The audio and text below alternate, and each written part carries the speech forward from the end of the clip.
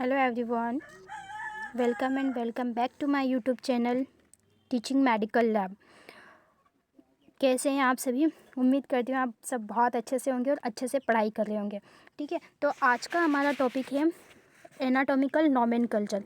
ठीक है, anatomical nomenclature क्या है, आज हम इसके बारे में पूरा डिस्कस करेंगे। ठीक है, तो चलिए हम शुरू करते हैं आज का हमारा टॉपिक, नोमेनकल्चर ऑफ एनाटमी या एनाटॉमिकल नोमेनकल्चर। ठीक है, एनाटमी जो है उसका नामकरण कैसे किया गया है, कहाँ से हमने उसके शुरुआत की, आज हम उन सभी को देखते हैं। ठीक है, एनाटॉमिकल नोमेनकल्चर में देखते हैं। सबसे फर्स्टली क्या होता है हमारा एनाटॉमी। ये जो है हमारे एनाटॉमी क्या होती है? एनाटॉमी जो है इसका मतलब होता है कट करना। इसका मतलब क्या होता है? कटिंग करना या डाइसेक्ट करना एनाटॉमी का मीन्स होता है। ठीक है, जो डाइसेक्ट कटिंग करना और कटिंग करने का मीन्स क्या होता है हमारा? डाइसेक्ट करना ना, ये कहाँ से लिया गया है? तो डाइसेक्ट करना ये एक लैटिन वर्ड है। ठीक है, कौन सा वर्ड है? लैटिन वर्ड है। ठीक है, अब जो एनाटॉमी है, एनाटॉमी ये जो एक लैटिन वर्ड है और ये कब डिसाइड किया गया था? 1895 में डिसाइड किया गया था। किसके बेसिस पर डिसाइड किया गया था? इसी नोमेनकल्चर के बेसिस पर। इसमें 6 रूल्स हमारे दिए गए थे। ये बेसिक्स हमारा जनरल सी चीज़ें मैं आपको बता रही हूँ। ये सारी चीज़ें हम अभी इस वीडियो में ही आगे डिस्कस करेंगे। ठीक है, अब एनाटोम होता है। एनाटोम जो है वो है हमारा एक ग्रीक वर्ड है। ठीक है, एनाटॉमी जिसके बेसिस पर हम इन सभी चीज़ों को देख रहे हैं। एनाटॉमी का मतलब क्या होता है? मतलब टॉम से वर्ड आ रहा है हमारा कटिंग करना, यानी कि हमारे जो बॉडी के पार्ट है उसको कट करना और कट करके उसकी स्टडी करना हमारी एनाटॉमी के अंतर्गत आती है। ठीक है, यहाँ तक का क्लियर है? ये बेसिक सी चीज़ें हैं। अब मैं इसको रिमूव कर दे रही हूँ। ठीक है, आगे बात करते हैं। आगे हम देखते हैं सबसे पहले जो हमारी ह्यूमन बॉडी है, ह्यूमन बॉडी में डिफरेंट जैसे हम एनाटमी पढ़ते हैं।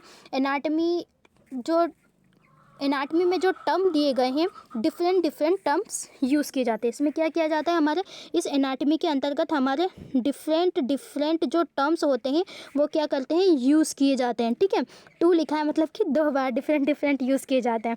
ठीक है, अब हमारे ह्यूमन बॉडी के स्ट्रक्चर की स्टडी जो है काफ़ी पहले हो गई थी। जैसे कि उसको डाइसेक्ट करना, कट करके ह्यूमन बॉडी के स्ट्रक्चर को देखा था या उसकी स्टडी की गई थी।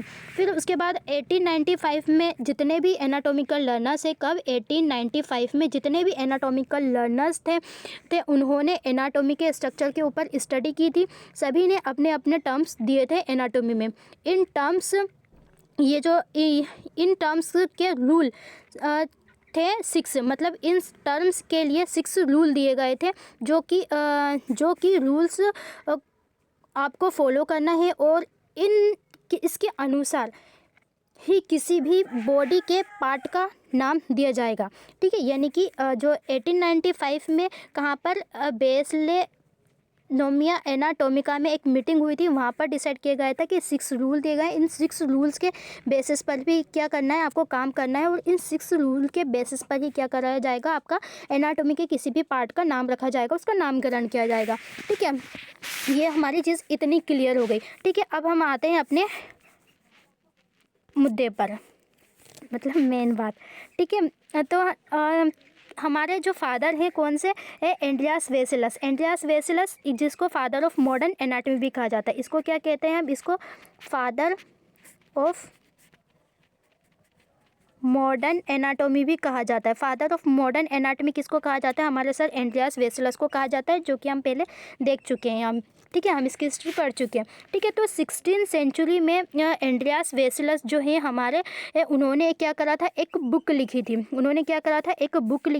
वो जो बुक थी उसके अनुसार क्या बताया गया था कि जितने भी टर्म्स हैं वो ग्रीक वर्ड में होना चाहिए या फिर लैटिन वर्ड में होना चाहिए। ठीक है, most of the anatomical terms, जितने भी एनाटॉमिकल टर्म्स होते हैं वो कैसे होना चाहिए? या तो ग्रीक लैंग्वेज में होना चाहिए या फिर लैटिन वर्ड में होना चाहिए। ये उन्होंने उस बुक में बताया था। उस बुक के अकॉर्डिंग ठीक है बताया गया था। उनके अकॉर्डिंग एनाटॉमी में जितने भी टर्म्स यूज़ किए जाते हैं वो कैसे होते हैं? लैटिन वर्ड में होना चाहिए। जितने भी साइंटिस्ट ने एनाटॉमी पर स्टडी की थी उन्होंने जितने भी टर्म्स दिए गए थे सभी कैसे थे? लैटिन वर्ड्स में दिए गए थे। जितने भी टर्म्स दिए गए हैं हमारे सारे, वो सारे के सारे टर्म्स कैसे हैं? लैटिन वर्ड में हैं। उस वक्त का मेन रूल यही था कि जितने भी टर्म्स होंगे वो लैटिन में होना चाहिए। उसके बाद क्या हुआ था, 19th सेंचुरी में 30,000 एनाटॉमिकल टर्म्स दिए गए थे या जनरलाइज किए गए थे हमारे। ठीक है, आगे हम देखते हैं शुरुआत में 1895 में, शुरुआत की बात है जब 1895 में जर्मन एनाटॉमिकल सोसाइटी थी, या शुरुआत के टाइम पे 1895 में एक मीटिंग हुई थी। ठीक है, इसमें एनाटॉमिकल जर्मन साइंटिस्ट थे, हमारे सारे लर्नर्स थे, उनकी मीटिंग हुई थी बेस्ले में।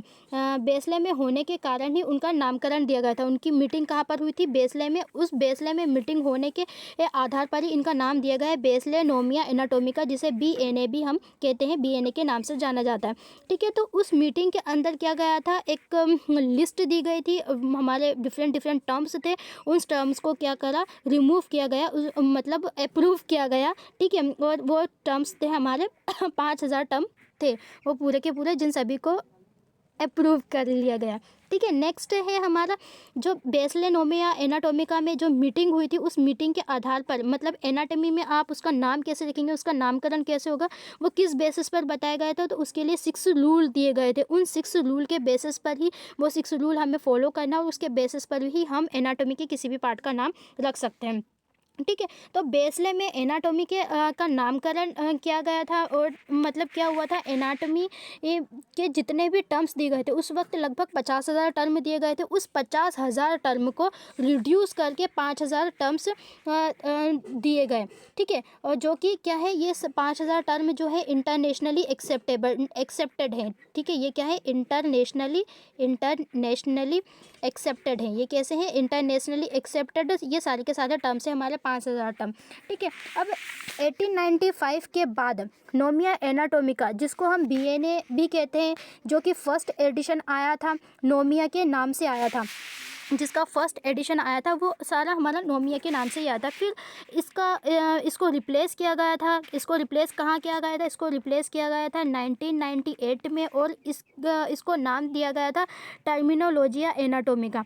ठीक है, इस मीटिंग में टर्मिनोलॉजिया एनाटोमिका, क्या टर्मिनोलॉजिया एनाटोमिका, इस मीटिंग में लगभग कितने टर्म्स दिए गए थे? तो इस मीटिंग में लगभग 9,000 टर्म्स दिए गए थे। 9,000 टर्म दिए गए थे, जो कि कुछ टर्म इंग्लिश में ही है। ठीक है, और जो 5,000 टर्म दिए गए हैं, ये 5,000 टर्म्स कैसे हैं? ये पूरे इंटरनेशनली एक्सेप्टेड हैं। ठीक है, अब हमारे हम बेसिक सी बात क्या है, हम सारा को जितना अभी तक हमने पढ़ा है, हम सभी को एक बार रिवाइज कर लेते हैं कि सबसे पहले क्या हुआ था। एनाटॉमी का नामकरण किया गया था। एनाटॉमी का मतलब होता है हमारे बॉडी के स्ट्रक्चर होता है, उसको कट करना, डाइसेक्ट करना और उसकी स्टडी करना। ठीक है, अब ये जो साइंटिस्ट है, इन सभी की मीटिंग हुई थी कहाँ पर? BNA बेस्ले नोमिया एनाटोमिका में। उसके आधार पर क्या करा, इनका नामकरण किया गया। ठीक है, इसमें उन्होंने क्या बताया था कि प्रत्येक टर्म जो होते हैं वो सारे लैटिन वर्ड में होना चाहिए। ठीक है, और सभी लैटिन या फिर ग्रीक वर्ड में होना चाहिए। ठीक है, उसके लिए उन्होंने 6 रूल बनाए। इन 6 रूल के बेसिस पर ही हमको क्या करना है, एनाटॉमी का नामकरण करना है। अब ये 6 रूल कौन कौन से, हम इसके बारे में आगे डिस्कस करते हैं। ठीक है, तो सबसे पहले हम देखते हैं इन्होंने क्या बताया। Each part shall have only one name. इन्होंने बोला कि कोई भी पार्ट है उसका केवल एक नाम होना चाहिए, प्रत्येक पार्ट का एक नाम होना चाहिए। ठीक है, पहली बात ये हो गई, क्या होना चाहिए, एक नाम होना चाहिए। ठीक है, एक नाम होना चाहिए। उसके बाद दूसरी बात है, each term shall be in Latin, यानी कि प्रत्येक टर्म जो है वो कैसा होना चाहिए, लैटिन वर्ड में होना चाहिए। हमारी दूसरी मेन बात हो गई।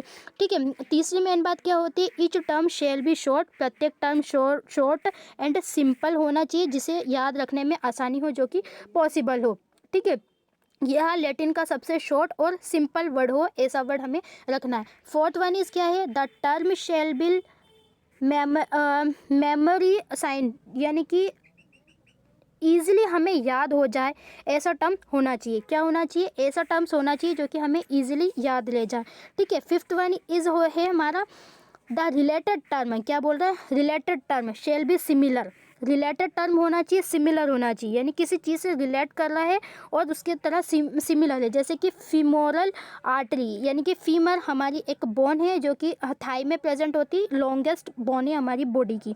ठीक है, तो फीमर है, उससे रिलेटेड फीमर आर्टरी हो गई, फीमर वेन हो गया, ठीक है, फीमर नर्व हो गया, तो ये क्या है, एक दूसरे के सिमिलर है और उससे रिलेट भी कर रहा है। ठीक है, ये हमारी 5 बातें हो गई हैं। ठीक है, अब सिक्स क्या है हमारा, 6 रूल क्या कहता है, the objective shall be arrange as opposite, यानी कि जो जितने भी हमने वर्ड लिए हैं, जैसे कि एंटीरियर है तो उसका पोस्टीरियर होना चाहिए, यानी कि प्रत्येक क्या होना चाहिए, अपोजिट होना चाहिए। जैसे मेजर है तो उसका माइनर होना चाहिए, सुपीरियर है तो इन्फीरियर, ये सारी चीज़ें उन्होंने बताई। ठीक है, मेन हम बात रिवाइज कर लेते हैं। क्या बताया सबसे पहले, जितने भी टर्म्स दिए गए हैं उन सभी का क्या होना चाहिए, एक नाम होना चाहिए। क्या होना चाहिए, एक नाम होना चाहिए। ठीक है, उसके बाद सभी वर्ड जो है वो कैसे होना चाहिए, लैटिन भाषा के अंदर होना चाहिए। दूसरी बात हो गई, प्रत्येक टर्म जो है वो कैसा होना चाहिए, शॉर्ट होना चाहिए एंड सिंपल होना चाहिए। ठीक है, और कैसा होना चाहिए, जो कि याद रखने में हमको आसानी हो। ठीक है, चौथी बात हमारी हो गई, ये फर्स्ट बात हो गई, सेकंड और ये थर्ड। ठीक है, फोर्थ वन इज क्या है कि ऐसा टर्म होना चाहिए जिसे जो हमें आसानी से याद रहे, है ना, यानी कि मेमोरी ये साइन उसका होना चाहिए, हमें इजीली याद रहे, ऐसा टर्म होना चाहिए। ठीक है, उसके बाद फिफ्थ वन है हमारा कि प्रत्येक टर्म है उससे सिमिलर क्या होना चाहिए, सिमिलर होना चाहिए। ठीक है, और मिलता जुलता वर्ड होना चाहिए उससे। ठीक है, उस छठी बात क्या है हमारी कि जितने भी ऑब्जेक्टिव दिए गए हैं, ठीक है, उसको अरेंज किया गया है, उसका अपोजिट भी एक वर्ड होना चाहिए। ये सारे 6 हमारे रूल दिए गए हैं। इन 6 रूल्स के बेसिस पर ही हम एनाटॉमी का नामकरण करते हैं। ठीक है, यहाँ तक इन सभी 6 रूल फॉलो करते हुए एनाटॉमी के टर्म्स दिए गए हैं। इसका नोमेनकल्चर हुआ और उसके बाद ही एनाटॉमी में 5000 टर्म्स दिए गए। ठीक है, तो यहाँ तक हो गए हमारे पूरे एनाटॉमिकल नोमेनकल्चर, किस तरह से हम उसका नाम रखते हैं, कौन कौन सी 6 रूल हैं जो हमें फॉलो करने हैं और किन के बेसिस पर ही हमें एनाटॉमिकल नाम देना है। ठीक है, तो आई होप ये सारा कुछ आपको क्लियर होगा। ठीक है, अगर इस क्लास से रिलेटेड आपको कोई सजेशन हो तो प्लीज़ हमें कमेंट बॉक्स में कमेंट करके बताइए। नेक्स्ट क्लास में हम इससे भी बेहतर करने की कोशिश करेंगे इंशाल्लाह। और फिर मिलते हैं एक नए टॉपिक के साथ। तब तक के लिए आप अपना ख्याल रखिए, अच्छे से पढ़ाई करते रहिए। लास्ट तक क्लास में बने रहने के लिए आपका बहुत बहुत शुक्रिया। चलिए फिर मिलते हैं एक अच्छे से नए टॉपिक के साथ। और नेक्स्ट क्लास आप कौन सा टॉपिक पर चाहते हैं आप वो भी कमेंट बॉक्स में बता सकते हैं, हम नेक्स्ट क्लास उसी टॉपिक पर लेकर आएंगे। ठीक है, थैंक यू सो मच। आप हमारे चैनल पर नए हैं तो चैनल को सब्सक्राइब करना ना भूलें। ठीक है, ये जो हमारी क्लास है इसको दूसरों तक भी शेयर करें। ठीक है, चैनल को ज़्यादा से ज़्यादा सपोर्ट करें। ठीक है।